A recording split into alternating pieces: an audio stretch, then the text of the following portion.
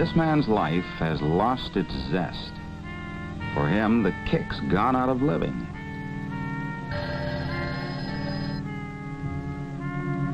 Hugh, telephone. All right.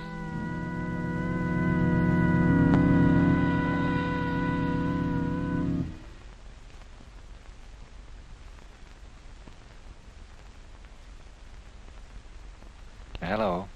Hugh, boy. This is Ralph Collier. Listen, boys, this is big. Now, I wouldn't do a thing like this to anybody I liked. But a guy like you, well, who cares? So here's the deal. Hey, Dad, you know that place down by the creek? Hush, Kenny. That call, what does Ralph want? Oh, he has some kind of a harebrained scheme up his sleeve. He'll be by tonight. Oh, Hugh. Ralph always manages to get you all upset. Bored stiff, you mean? And that's another thing. I've made an appointment. 1:30. Dr. Bogart. Why, though, I'll never know. Because it just isn't natural the way you've been dragging around this way. After all, everybody should have something to be interested in. Doesn't bother me any. Well, it does me. I think there's something wrong with your thyroid or something. Like Fred. Well, that's the story on Hugh. No interest at home or at the office either. Even when his boss leans on him, he rolls with the punch. Why get in a sweat over a lot of busy work? Same way with friends. Don Finney likes to talk hobbies. Hugh couldn't care less. His appointment with Dr. Bogart gives him a good excuse to leave.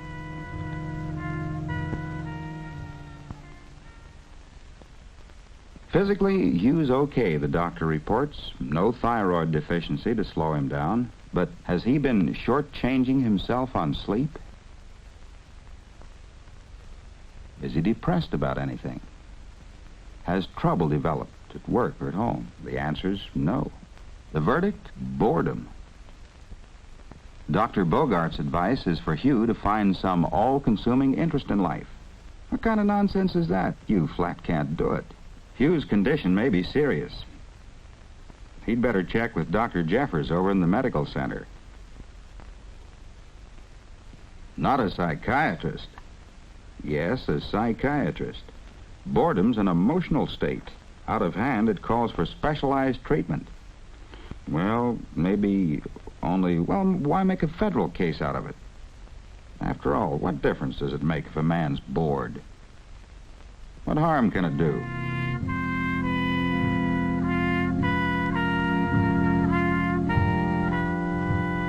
Ed Vance, Hugh's boss, could answer those questions. For instance, he'd like to put Hugh in charge of the new branch office. But a job like that calls for enthusiasm and drive. Ed's afraid that Hugh just wouldn't spark the team. The Country Club Executive Committee. Hugh's nominated, but Don Finney says no. That committee job's not the place for a wet blanket. At home, too, Hugh's boredom exacts a price. In terms of his relations with Loretta, for example. By nature, Loretta's an enthusiastic person. But no enthusiasm can hold up long under Hugh's boredom.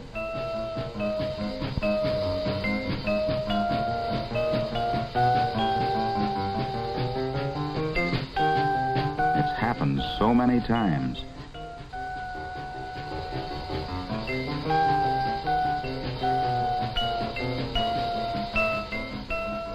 It all creates conflict in Loretta. Sometimes, subconsciously, she strikes out. But mostly, she herself loses interest and enthusiasm. It's as if Hugh's boredom were contagious, as if Loretta had somehow contracted it, like a virus. And for Kenny, the situation's even worse. Hugh has no time for the boy's enthusiasm.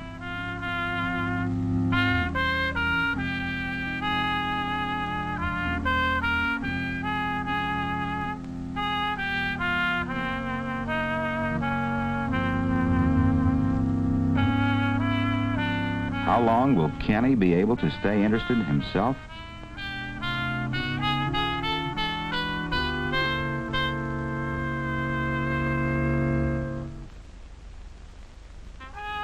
Already the contagion of boredom is affecting his schoolwork.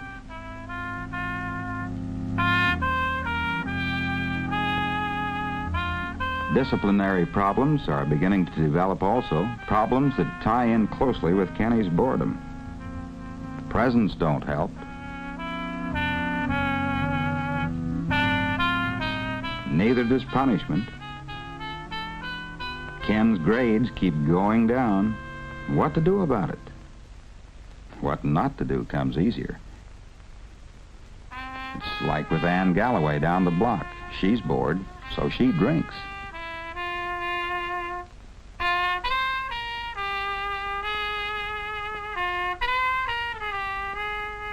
More and more and more she drinks. Sam Haglund across the street has a private remedy for boredom, too. He makes friends with every $10 tramp who comes along.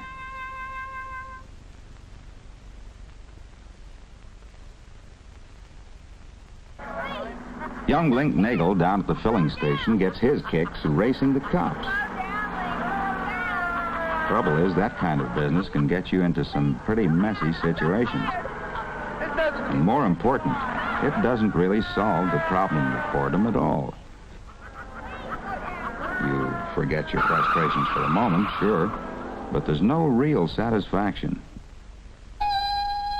Excitement gets to be like Ann Galloway's whiskey. The kick wears off. Why do bored people do such things? Ann claims it's the monotony of housework that gets her down.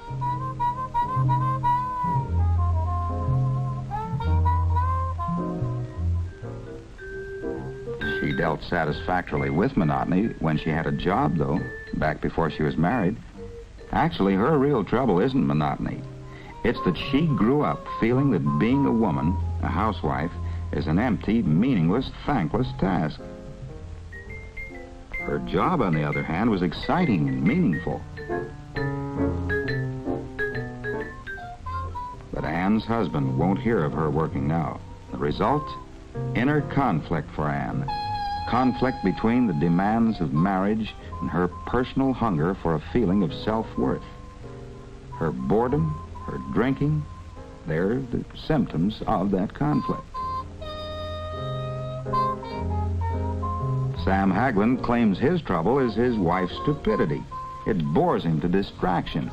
But really, though, his big problem is Woodhall's, his competition across the street. So again, the issue's conflict. Reality versus Sam's picture of himself as worthy of success. But it's a conflict that Sam can't bring himself to acknowledge. The end result, boredom. But it's boredom for which he's found a remedy of sorts. A boost for his ego in a pattern of behavior that dates clear back to his teens. Sam couldn't compete then either. But there generally seemed to be some girl around to take the sting out of defeat.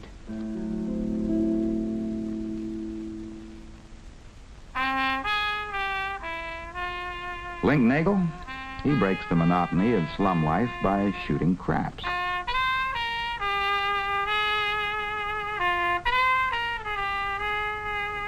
Though he doesn't know it, the roots of his boredom lie deep in hatred of authority. And yet self-preservation demands that he hold his rage under control. Hence, conflict, hence, boredom. Where does Hugh fit into this conflict-boredom sequence? How did he develop his present pattern? The answer to those questions goes back a lot of years.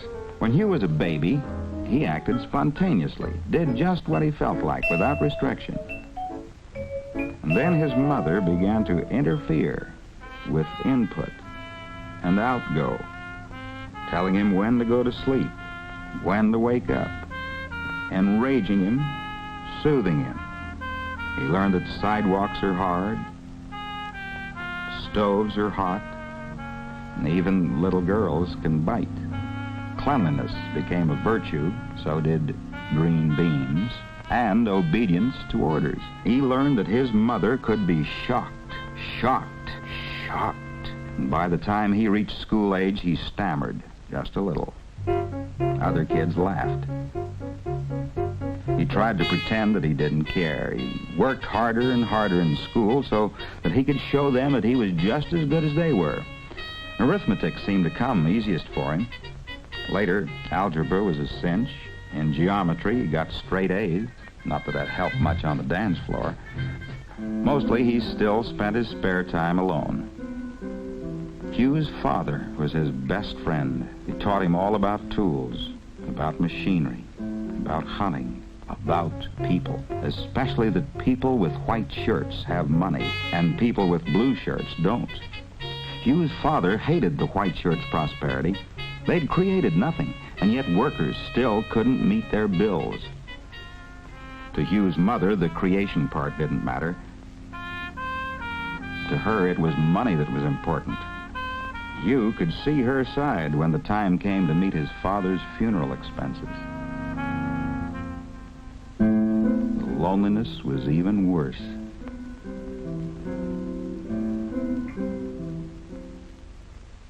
But Hugh went on, though, through college, then into engineering. It was a good life out in the field, working and building the way his dad had always said he should.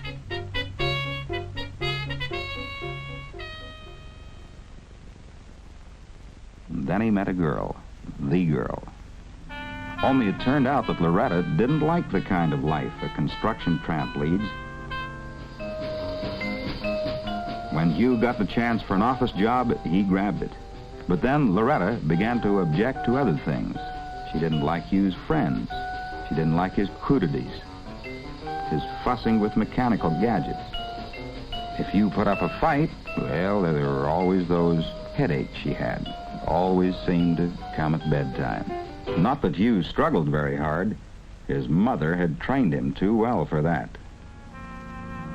The higher Hugh rises in the firm, the more he rebels, subconsciously, against the white-shirted public relations frame of mind demanded of him.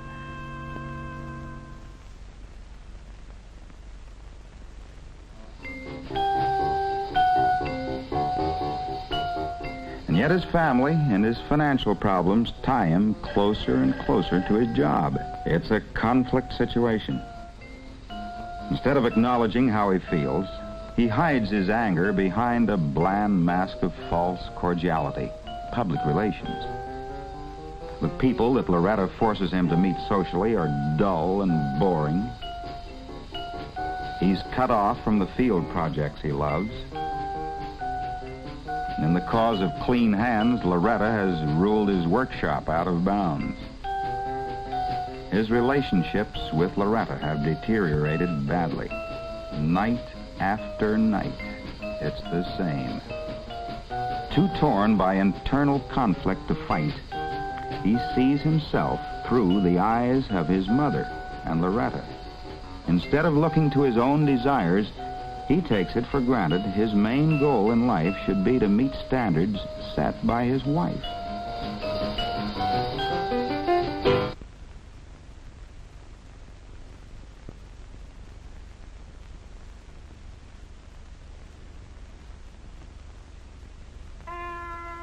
With mounting tension comes boredom, a symptom of that conflict between the life that Hugh leads and his basic emotional needs. In effect, boredom says, I want to do something, but I don't even dare admit it. So instead of bringing it out into the open, I'll let my attention wander. I'll develop what looks like fatigue, supreme disinterest in what I'm supposed to do. In Hugh's case, the situation has been getting worse for years. By now, it's dubious that he can deal with it effectively without outside help. What might he do about it? Well, he could find at least part of the answer right out in his own backyard, watching son Kenny. Ken's eager to build a tool shed, but sometimes he gets tired of it.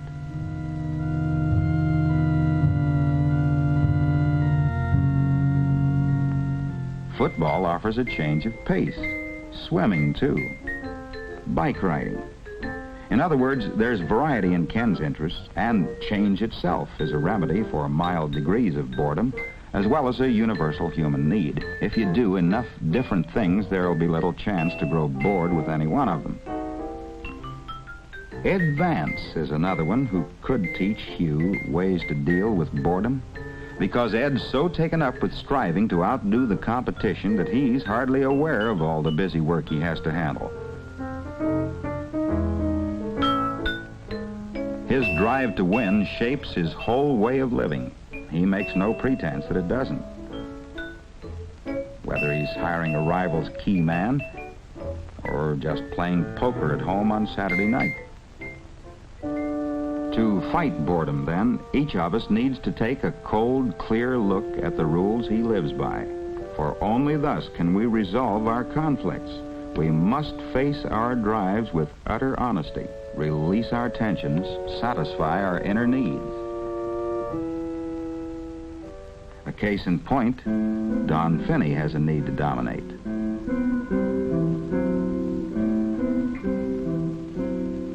But people who needle you can't always be controlled. Don knows that, too. So he takes out his frustrations on wood. Something that he can shape at will. Something that can't fight back. But a man's patterns are already formed. The best place to stop boredom is back in childhood, before it even starts.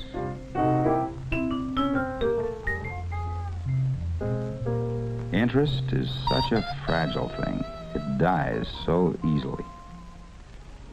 Hugh senses that sometimes, like today. That nail that Ken bent, it brought back so many things. The day so long ago when Hugh's father showed him how to use a block to pull a nail. We help ourselves by helping others, even more when we help our children. If Hugh realized that fact emotionally, his boredom could die right here in this backyard with Kenny. But the moment passed. Hugh's pattern of conflict and of boredom was too rigid, too strong for him to break.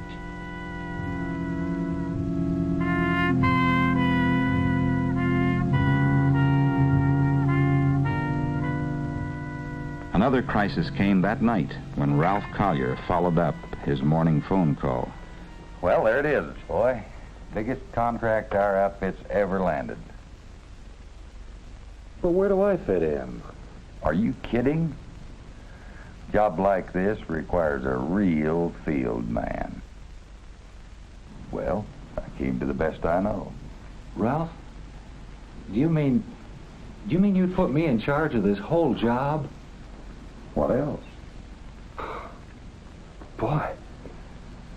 For 2 cents I'd do it, Ralph. This is a project, fella. We're Hugh, please. You're not a child anymore. You have a family to think about.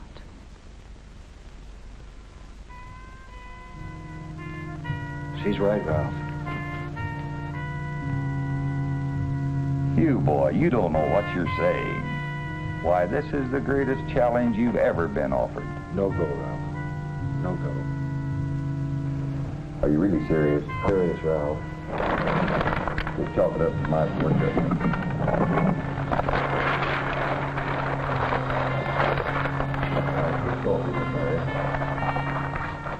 Don't bother you, I'll let myself out. Ralph, perhaps we could discuss this. Sorry I wasted your time. Oh, Hugh, I'm so glad you didn't let him talk you into that awful job. I mean, being left here all the time with Kenny, oh, dear, there are lots worse things than being a little bored. Sure, honey, sure.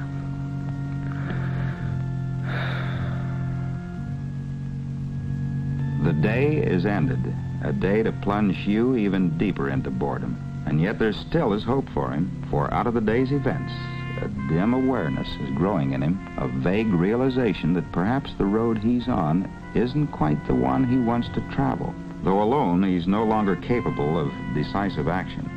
He still can win if he'll get proper help. All it demands of him is the first step. Can he bring himself to seek that help? Does he have the strength and the courage to break down the walls of fear that pen him in? Or is it too late? So late that he'll live out his years in futility and frustration. Another good man fallen prey to the creeping paralysis of boredom, tasting for himself the bitter gall of conflicts unresolved, potential unfulfilled. It depends on him alone. Unless he finds help soon, not just this day, but life itself is ended for him. Ended in another bleak, needless tragedy of boredom at work.